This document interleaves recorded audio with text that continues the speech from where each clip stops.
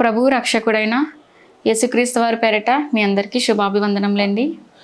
మరి ఈరోజు మనం మాట్లాడుకుని పోయే కొన్ని మాటలు, దేవుని యొక్క మాటలు మనం ధ్యానించుకుందాం. ధనం లేని ధనవంతుడు, డబ్బు ఉన్న దరిద్రుడు.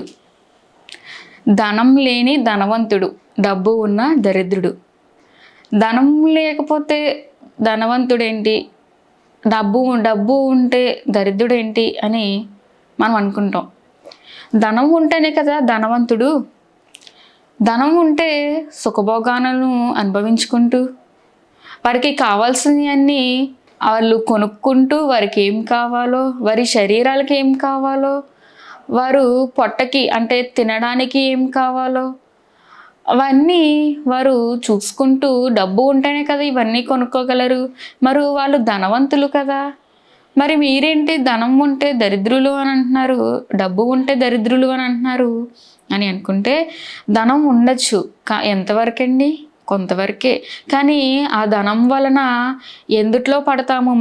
మనం ధనవంతులు అవ్వాలి అని చూసేవారికి దేవుడి ఒక బైబిల్ గ్రంథంలో ఒక మాట రాయించారు. ఆ మాట ఏంటి మనం చూసుకున్నట్లయితే ప్రియులారా, తిమోతి రాసిన మొదటి పత్రిక 6వ అధ్యాయం 9వ వచనం. ధనవంతులగుటకు అపేక్షించువారు శోధనలోను ఉరిలోను పడతారంటండి. ఎందుట్లో పడతారంట? శోధన అంటే ఎన్నో శ్రమలు అంటే మంచి పనుల శ్రమలు అంటే వాళ్ళకి ఎవరైనా పొగిడితే అది శ్రమ అంటారా? కాదు కదండి. శ్రమ అంటే అనేక బాధలు. మరి డబ్బు ఉన్న వాళ్ళు దరిద్రులా లేకపోతే మంచివారా? వారికి అదృష్టమా? ఒకసారి మనం ఆలోచించుకోవాలండి. మరి డబ్బు ఉంటే, మరి అందుకే అన్నారండి, ధనం లేని ధనవంతుడు. ధనం లేకపోతే నిజంగా ధనవంతుడేనండి. ఎందుకంటే ఆ యొక్క కుటుంబంలో, ధనం లేని కుటుంబంలో శాంతి, సంతోషము, ప్రేమ, ఆప్యాయతలు, ఇలాగా కుటుంబం అంతా కలిసికట్టుగా ఉండి, ఒకే మాట మీద ఉండి, ఇలాగ ప్రేమగా ఉంటూ, పిల్లల్ని చక్కబెట్టుకుంటూ, ఇవన్నీ ధనం లేని వాళ్ళు ఒక ఫ్యామిలీ కింద ఉంటారు. ఒక మనశ్శాంతి అనేది వాళ్ళకు ఉంటుంది. మరి డబ్బు ఉన్న వాళ్ళకి మనశ్శాంతి ఉంటుందా? వారు కుటుంబంతో కలిసి భోజనం చేయడానికి కుదురుతుందా? కుదరదు కదండి. ఎందుకు కుదరదు? వారికి డబ్బు ఉన్న వాళ్ళు ఏదైనా మీటింగ్స్ వెళ్ళాలి, లేకపోతే ఏదైనా రాజకీయాలకి ఇలాగ పార్టీలకి వెళ్ళాలి అని మనం చూసుకున్నట్లయితే వారు కుటుంబంలో ఉండరు. కుటుంబం భార్యతో కలిసి, పిల్లలతో కలిసి భోజనం చేసే సమయం వారికి దొరకదు. మరి సమయం దొరకలేనప్పుడు వారు దేనికి ప్రాముఖ్యత ఇస్తున్నారు? కుటుంబానికి ఇస్తున్నారా? కుటుంబంలో ఉన్న పిల్లలకి ఇస్తున్నారా? కుటుంబంలో ఉన్న భార్యకి ఇస్తున్నారా? లేకపోతే ధనానికి ఇస్తున్నారా ప్రాముఖ్యత? దేనికి విలువనిస్తున్నారు? వారు డబ్బుకు విలువనిస్తున్నారు. మనం డబ్బుకు విలువనిచ్చేవారిగా ఉన్నాం, కానీ కుటుంబంలో మనల్ని నమ్ముకొని వచ్చిన భార్యను, మన మీద ఎంతగా ఆశతో ఎదురు చూస్తున్న పిల్లలను, లేకపోతే తల్లిదండ్రులను, వారికి మనం విలువనివ్వట్లేదు. మరి మనం దేనికి విలువనిస్తున్నాం? డబ్బుకే విలువనిస్తున్నామండి. డబ్బు మనల్ని ఎక్కడి వరకు చేరుస్తుంది? నరకానికి, ఉరిలోనికి చేరుస్తుందంట. ఒక దొంగని మనం చూసుకున్నట్లయితే, ఆ దొంగ డబ్బు కావాలి అనుకుంటాడు. మరి ఆ దొంగ ఏ ఇంట్లో పడతాడు? పేదవాడి ఇంట్లో పడతాడా? కాదు కదండి. బంగారం ఉన్న ఇంట్లో, ధనం ఉన్న ఇంట్లో వారు పడతాడు. ఆ ధనాన్ని, ఆ బంగారాన్ని, అదంతా వారి అక్రమంగా వచ్చిన సొమ్ముని ఆ దొంగ దోచుకొని వెళ్ళిపోతాడు. మరి ఇప్పుడు వాళ్ళు ఏమైపోయారు? వాళ్ళు దరిద్రులు అయిపోయారు. ఇప్పుడు దోచుకొని వెళ్ళిపోయిన వారింటి వారు వాళ్ళేమైపోయారు? బీదవాళ్ళు అయిపోయారు. మరి వారికంటే బీదవాళ్ళే కదండి అదృష్టవంతులు. డబ్బు ఉన్నవారు అనేక సుఖభోగాలను అనుభవించుకుంటారు. అది ఎంతవరకు? ఆ డబ్బు ఉన్నంత వరకే. ఆ బంగారం ఉన్నంత వరకే ఆ బంగారం పెట్టుకుంటారు. మరి మనిషి చనిపోయాక ఆ బంగారాన్ని తగిలించుకోగలరా? వస్త్రాలను వేసుకోగలరా? ఎంతో ఖరీదైన వస్త్రాలను కొనుక్కుంటారు ఆ డబ్బు పెట్టి. ఎంతో విలువగల బంగారాలని, వెండిని, వజ్రాలను కూడా కొనుక్కునే వాళ్ళు ఉన్నారు. మరి వీళ్ళందరూ డబ్బుని వీళ్ళందరూ ఈ బంగారాలను కానీ ఈ డబ్బును కానీ చనిపోయిన తర్వాత వాళ్ళతో తీసుకొని వెళ్ళగలరా? తీసుకొని వెళ్ళలేరండి. మనం చిన్ని పైసను కూడా మనం తీసుకొని వెళ్ళలేం, ఒక్క రూపాయిని కూడా మనం తీసుకొని వెళ్ళలేం. బంగారం విషయం అయితే మనం ముక్కుకు పెట్టుకున్న ముక్కు పోగును కూడా మనం తీసుకొని వెళ్ళలేము. మన వస్త్రాలను కూడా మనం తీసుకొని వెళ్ళలేము. ఆ వస్త్రాలు మనల్ని దహనం చేసేటప్పుడు అవి కాలిపోతాయి. ఆత్మ ఒకటే తండ్రి దగ్గరికి చేరుకుంటుంది. శరీరం కేవలం నిష్ప్రయోజనం అన్నారు. ఆత్మయే జీవింపజేయుచున్నది, శరీరం కేవలం నిష్ప్రయోజనం. ఇవన్నీ మనం దేనికి చేసుకుంటున్నాం? శరీరానికే కదా. మరి ఆత్మకి మనం ఏమి చేస్తున్నాం? ఆత్మకి ఏం విలువనిస్తున్నాం? శరీరానికి విలువనిచ్చి మనం బంగారం అని, ఇలాంటివి వస్త్రాలని, ధనమని, వాటికి శరీరానికి ఎంతోగా మనం ఖర్చు పెడతా ఉంటాం. మరి ఆత్మ తండ్రి దగ్గరికి చేరుకోవాలంటే ఇవన్నీ మనం దృష్టిలో పెట్టుకోవాలండి. మరి ఆత్మ తండ్రి దగ్గరికి చేరుకోవాలంటే మనం ఎలా బ్రతకాలి? ధనం ఉంటే మనం తండ్రి దగ్గరికి చేరుకోగలమా? డబ్బు ఉంటే మనం తండ్రి దగ్గరికి చేరుకోగలమా? ఈ ధనం, బంగారం మనల్ని తండ్రి దగ్గరికి చేరుస్తాయా? చేర్చవండి. ఇవి ఎక్కడికి చేరుస్తాయంటే ఉరిలోనికి చేర్చేస్తాయి. దొంగతనం చేసిన వాడికి శిక్ష ఏం వేస్తారండి? ఉరి శిక్ష.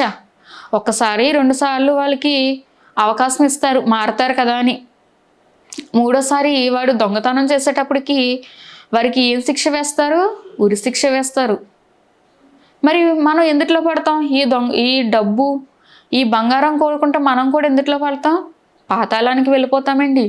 అక్కడ అగ్ని ఆరదు, పురుగు చావదు. పురుగు అంటే మనమేనండి. మనం చావమంట. అక్కడ నిత్య అగ్నిలోనికి వెళ్ళిపోతాం. అక్కడ అగ్ని ఆరదు.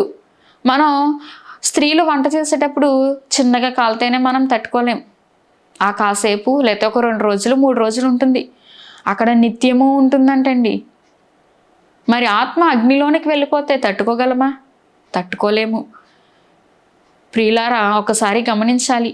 మనం ధనము అని పరిగెడుతున్నామే కానీ ఈ ధనం కోసం పరిగెడుతున్నాం. మరి ఈ ధనాన్ని దేవుడి యొక్క పనుల కోసము, దేవుడి యొక్క సభల కోసము ఉపయోగిస్తున్నామా? ఉపయోగించట్లేదు ప్రియులారా. మరి దేనికోసం ఉపయోగించుకుంటున్నామండి? మన సంతోషాల కోసం, మన సుఖం కోసం, మన పిల్లల సుఖం కోసం, మనకి ఏమైతే అవసరం ఉన్నాయో అవన్నీ మనం కొనుక్కోవడానికి కోసం మనం ఈ ధనాన్ని ఉపయోగించుకుంటున్నాం. కానీ ఎవరు కూడా దేవుడి యొక్క పని కోసం ధనాన్ని ఉపయోగించట్లేదు. మరి ఆ ధనం, మనం ఈ బంగారం కొనుక్కునే ధనం, లేకపోతే ఈ వస్త్రాలు కొనుక్కునే ధనం, ఒక సభ జరుగుతుంది, దేవుని యొక్క మాటలు ప్రకటించబడతాయి. కొన్ని ఆత్మలైనా ఆ మాటలు విని రక్షింపబడతాయి. కొంత ధనం ద్వారా కొన్ని ఆత్మలు రక్షింపబడతాయి. పరలోకమందున్న తండ్రికి ఎంత ఆనందమండి! కొన్ని ఆత్మలు రక్షింపబడితే చాలా ఆనందమండి. ఒక్క ఆత్మనైనా మనం రక్షించగలాలి. మరి ఈరోజు మనం ఆత్మను రక్షించేవారిగా ఉన్నామా? లేతే మన ఆత్మనే మనం పాతాళానికి త్రోసేసేవారిగా ఉన్నామా? మనల్ని మనం పరీక్షించుకోవాలి. మరి ఆ ధనముతో దేవుడి యొక్క సభలు చేస్తూ, ఆయన యొక్క సువార్తలు ప్రకటిస్తూ, ఆయన యొక్క మాటలు ప్రకటిస్తూ, దేవుని యొక్క పని కోసం ఈ ధనాన్ని ఖర్చు పెడితే కొన్ని ఆత్మలైనా రక్షింపబడతాయి, అన్యులైనా మారతారండి.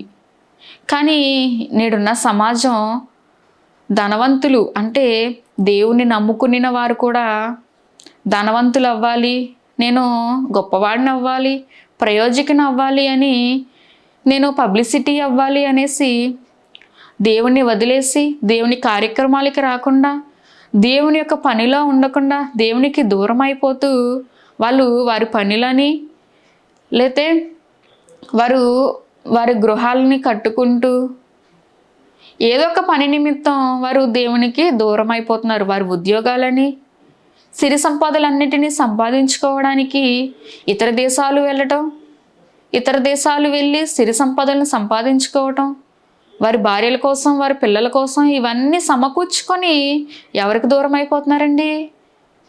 బంధుమిత్రులకు దూరం అయిపోతున్నారా? బంధుమిత్రులకు కాదండి. బంధుమిత్రులు ఎంతకాలం ఉంటారు మనతో? భార్య పిల్లలు ఎంతకాలం ఉంటారు మనతో? కొంతకాలమే. కొంతకాలం అంటే మనకు మరణం వచ్చే వరకు. ఆ మరణం కూడా ఎప్పుడు వస్తుందో మనకి తెలీదు. మనకి ఈ జీవితం ఏ పాటిదండి? ఇంతలో కనబడే అంతలో మాయమైపోయే ఆవిరి వంటిది. ఆవిరి మనం ఇలా కన్ను మూసి కన్ను తెరిచేలోపు ఆవిరి మాయమైపోతుంది. అలాగే మన జీవం, మన ప్రాణం కూడా ఆవిరి వంటిదేనంటండి. దేవుడు నా ప్రాణమా వచ్చేయి అంటే మనం వెళ్ళిపోవాలి. ఈ ప్రాణం మనం సొంతం కాదు. ఈ జీవం మనం సొంతం కాదు. కానీ ఈ ప్రాణం కోసం, ఈ జీవం కోసం, ఈ శరీరం కోసం మనం ఎంతగానో హెచ్చిస్తున్నాం. మరి మనందరము ఈ ధనాన్ని దేవుడి కొరకు ఖర్చు పెట్టి, ఆయన యొక్క ఉన్నతమైన మాటల కొరకు ఈ ధనాన్ని ఖర్చు పెట్టాలి. మరి మన సుఖం మనం చూసుకోకుండా దేవుడి యొక్క పని నిమిత్తము మనం బ్రతుకుతూ, దేవుని యొక్క సభల కోసము, ఆయన యొక్క మాటల కోసము ప్రకటించే వారిగా మనందరము ఉండాలని కోరుకుంటూ ఈ నా కొన్ని మాటలు ముగిస్తున్నాను. మీ అందరికీ వందనాలు.